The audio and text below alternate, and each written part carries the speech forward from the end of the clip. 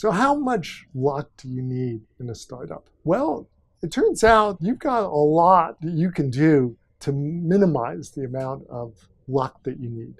And it has to do with risk and the risk that you take on. People say, okay, failure is great, so you shouldn't worry about risk. But that's not really true. You don't want to ever take on risk that's not going to give you anything in return. Unfortunately, today, too many entrepreneurs are adding needless risk onto their venture and therefore needing more luck in order to survive and to be successful. Risk is about doing things that are going to help you understand how to do things better.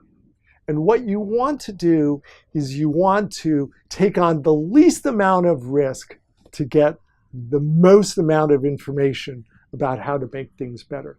It's like playing poker. You're never going to win every hand in poker. In startups, what you want to realize is that not every idea that you have is going to result in lowering the risk profile or giving you some better bit of information on how to run your business. You want to figure out what's the least amount that you can invest risk to get the most amount of good information that reduces your risk. Great entrepreneurs have been about constantly reducing their risk. Sam Walton, in Building on Bedrock, who took very little risk in starting his retail ultimate empire. The first thing he did was he bought a bankrupt retail business in a small little town. So that's not taking on very much risk, and it was a franchise business, so it even had an instruction manual to go with it. He quickly found out that that instruction manual wasn't going to tell him everything he needed to know about how to make his business as profitable as possible.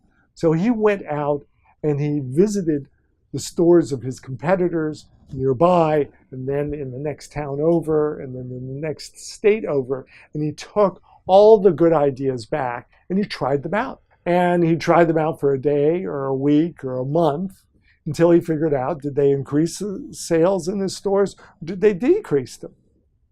Those things that increased, he kept on doing. Those things that didn't increase it very much, he stopped doing. So literally, he went and reduced his risks every single week by visiting his competitors. He knew, after just a couple of years of doing that, more about the retail business in Arkansas than anybody else. And this bankrupt little store that he bought was the best performing store in all of Arkansas. So he constantly reduced his risk. Did the economy change over that period of time? You betcha.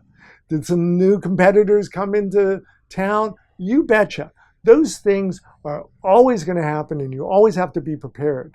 But if you are mindful of every single day figuring out what you can do to reduce your risk, then every single day you're needing less and less luck.